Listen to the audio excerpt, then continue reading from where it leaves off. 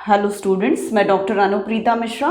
Nodal analysis आपको sequence में मैं पढ़ाती जा रही हूँ। डिफरेंट टाइप्स के सर्किट्स को हैंडल कर रही हूँ। सोर्सेस की पोजीशंस, लोकेशन सर्किट में अलग अलग टाइप की है, तो ब्रांचेस के करंट्स नोडल इक्वेशन में कैसे कंसिडर करने हैं वो सारी चीज़ें मैं बताती जा रही हूँ।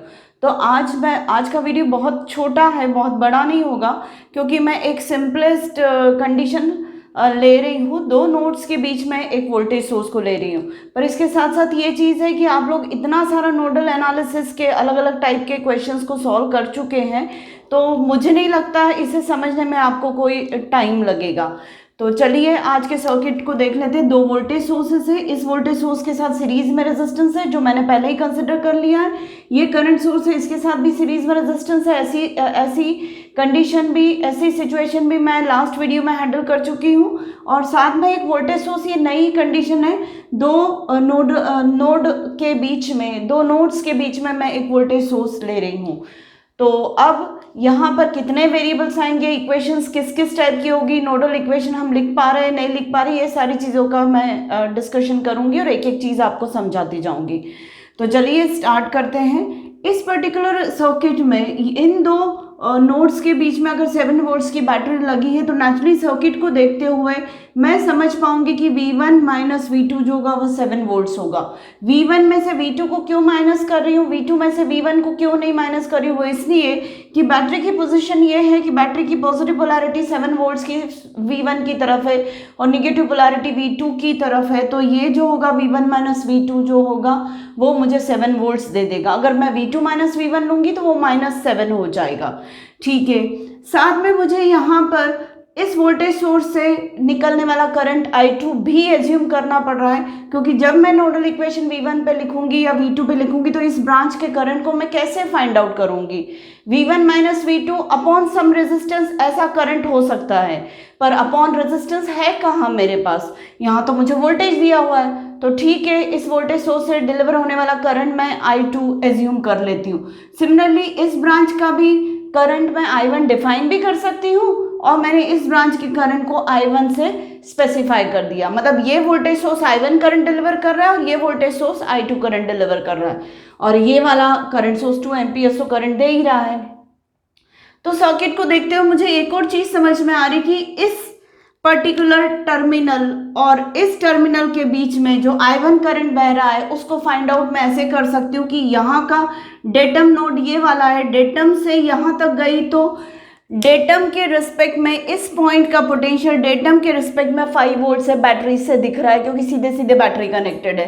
तो 5 माइनस इधर का वोल्टेज कितना हो जाएगा V1, तो 5 minus V1 upon I is equal to I1 होगा। मतलब इसमें से बहने वाला current higher potential minus lower potential divided by resistance equal to current हो जाएगा। तो 5 minus V1 upon 1 ohms is equal to I1। ऐसा सर्किट को देखते हुए मेरे पास एक इक्वेशन आ जाएगी। तो सर्किट को देखकर मेरे पास दो इक्वेशन आ गई, V1 minus V2 equal to 7 और I1 is equal to 5 minus V1।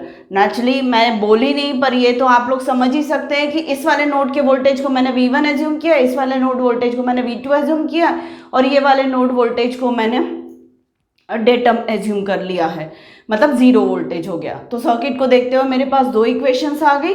पहली equation V1 minus V2 equal to 7 है, दूसरी I1 equal to 5 minus V1 ये है। अब वेरिएबल्स कितने दिख रहे हैं, V1 V2 I1 I2, 4 variables मुझे दिख रहे हैं और मुझे इसलिए 4 इक्वेशंस चाहिए ही चाहिए इन वेरिएबल्स को सॉल्व करने के लिए, तभी मैं इस सर्किट को प्रॉपरली एनालाइज कर पाऊंगी। तो दो इक्वेशंस तो मुझे यहाँ से मिल गई है, दो इक्वेशंस मैं नोडल इक्वेशन से फाइंड आउट करूंगी। तो पहला मैं नोडल इक्वेशन इस नोड 1 पर लिख रही हूँ, तो नोडल इक्वेशन एट नोड 1। अब यहाँ पे नोड 1 पर कितने करंट्स टूवर्ड्स द नोड आ रहे हैं due to some sources, either voltage source और करंट सोर्स। तो दो वोल्टेज सोर्सेस की वजह से I1 और I2 करंट उसकी तरफ आ रहे, तो इक्वल टू के इस तरफ मुझे I1 प्लस I2 दोनों टूवर्ड्स द नोड वाले करंट्स लिखने पड़ेंगे due to sources equal to. अब V1 नोडल वोल्टेज है तो उसको प्लस पोलैरिटी के साथ उस वोल्टेज को लिख लिया, और डिवीजन में वो सारे रेजिस्टेंसेस के रेसिप्रोकल्स का एडिशन करूंगी जो V1 से कनेक्टेड है। पर नेचुरली मैं सिर्फ ये वाला रेजिस्टेंस लूंगी 1/1, ये वाला प्लस 1/1 नहीं लूंगी, क्योंकि यहाँ से बहने वाला I1 करंट मैं ऑलरेडी यहाँ पर ले चुकी हूँ, और इसका जो ओरिजिन है या रैशनल जो है वो KCL इक्वेशन है। वो KCL इक्वेशन में एक ब्रांच का करंट एक ही बार कंसिडर होता है, जो कि मैं कर चुकी हूँ।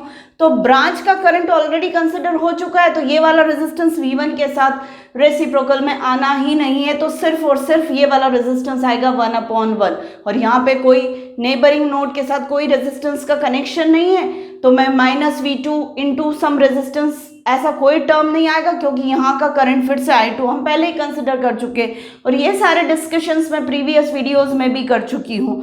तो मेरी नेक्स्ट इक्वेशन नोडल इक्वेशन की वजह से I1 + I2 = V1 हो जाएगी, ये मेरी थर्ड इक्वेशन होगी। अब अगर नोडल इक्वेशन नोड 2 पर मैं लिखती हूँ, तो यहाँ पर नोडल इक्वेशन लिखूंगी, तो एक current away from the node जा रहा है -I2 और टूवर्ड्स द नोड 2 एम्पियर आ रहा है, तो मैं = के इस तरफ -I2 + 2 ऐसे दो सोर्सेस की वजह से करंट्स की क्वांटिटी को ऐसे मेंशन करूंगी, एक अवे फ्रॉम द नोड है और एक टूवर्ड्स द नोड है, इसलिए माइनस और प्लस ऐसे कंसिडर करूंगी। = इस V2 के साथ कितने रेजिस्टेंसेस कनेक्टेड है, ये वाला और ये वाला। -V1 की कोई टर्म बनेगी क्या? नहीं बनेगी, क्योंकि कोई रेजिस्टेंस नहीं, और यहाँ का करंट हम I2 पहले ही ले चुके हैं, तो मुझे -V2 की कोई टर्म नहीं मिलेगी। +V2 की टर्म में 1/1 ये वाला आएगा, ये वाला फिर नहीं आएगा, क्योंकि इस ब्रांच का करंट 2 एम्पियर्स मैं पहले ही कंसिडर कर चुकी हूँ, तो सिर्फ V2 के साथ 1/1 ऐसा आएगा। उसकी वजह से मेरी fourth equation V2 + I2 = 2 amperes हो जाएगा। अब मैं इक्वेशन नंबर 2 से यहाँ से I1 की वैल्यू और इक्वेशन नंबर 4 से I2 की वैल्यू निकाल कर इक्वेशन नंबर 3 में सब्सटीट्यूट कर देती हूँ। I1 को मैं सब्सटीट्यूट यही लिखा है मैंने, from 2 and 4 substitute in 3, from 2 and 4 substitute in 3। तो किसको सब्सटीट्यूट कर रही हूँ? I1 को और I2 को। तो I1 को मैं सब्सटीट्यूट कर रही हूँ 5 - V1, और प्लस करके I2 को मैं सब्सटीट्यूट कर 2 - V2 = और ये V1 तो है ही थर्ड इक्वेशन का, तो थर्ड इक्वेशन मेरी ऐसी दिखने लगी। 5 + 2 7 हो गया, और -V1 उधर ले लिया तो +V1 हो गया, तो 2 V1 मिल गए तो 2 V1 हो जाएगा, और -V2 उधर जाके +V2 हो गया। अब इक्वेशन नंबर 1 से मैं V1 = 7 + V2 ले रही हूँ, V1 = 7 + V2 ले रही हूँ, और वो मैं इस ऊपर इक्वेशन में सब्सटीट्यूट कर दूंगी। तो 7 2 V1 की जगह मैं क्या रख रही हूँ? 7 + V2 और इसको जब हम सॉल्व करेंगे 2 × 7 14, 2V2 और ये V2 मिला के 3V2 हो जाएगा। जब हम इसे सॉल्व करेंगे तो 7 - 14 -7 आ जाएगा LHS साइड में, और उधर 3V2 आ जाएगा, तो ये वैल्यू हो जाएगी V2 की -7/3 वोल्ट्स। अब V1 मुझे चाहिए, V1 कितना है? V1 = 7 + V2 है, तो V1 = 7 + V2, और V2 की जगह -7/3 रखा, तो ये 3 7 21 - 7 करेंगे तो 14/3 V1 इतना वोल्ट्स आ गया। अब मैं इसी V1 को सब्सटीट्यूट कर दूं यहाँ पर, तो मुझे I1 की वैल्यू मिल जाएगी। तो I1 = 5 - V1 रख रही तो 14/3 रखा, तो ये आ जाएगा 15 - 14/3 मतलब 1/3 एम्पियर्स हो जाएगा। और I2 की वैल्यू जो है वो कहाँ से निकाल सकती हूँ मैं?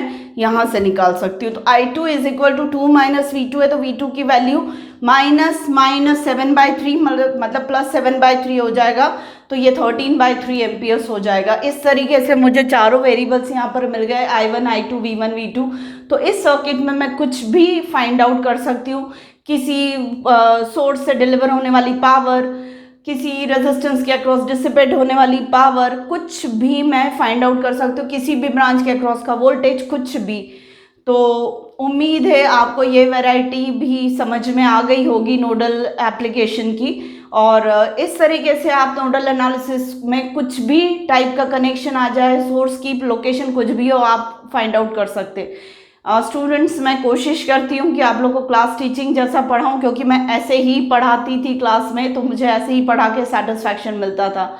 आप लोग को हाँ बस एक यहाँ पर है प्रॉब्लम कि हम आई कांटेक्ट से आमने सामने डिस्कशन नहीं कर सकते, तो इसके लिए मैं आप लोग को ऑप्शन दे रही हूँ कि मुझे आप कमेंट सेक्शन में जो भी प्रॉब्लम या जो भी पर्टिकुलर स्टेटमेंट आप प्रॉब्लम का देंगे मैं सॉर्ट आउट उसको करूँगी, सॉल्व करके दिखा दूँगी वीडियो पर। और कभी आप चाहेंगे तो मैं लाइव भी आ जाऊँगी, वो भी कोई इशू नहीं है। तो प्लीज़ मेरे कंटेंट से ज़्यादा फ़ायदा उठाइए, और आपको जो पढ़ना है इलेक्ट्रिकल इंजीनियरिंग में वो आप मुझे टॉपिक लिख के बता सकते हैं। मेरे पास ऐसे कमेंट्स आए हैं तो बहुत जल्दी मैं वो वाले टॉपिक्स को भी कंसिडर करूँगी जिसका मेरे पास सजेशन आया है। तो प्लीज़ मेरे चैनल को लाइक, शेयर और सब्सक्राइब करिए। Thank you.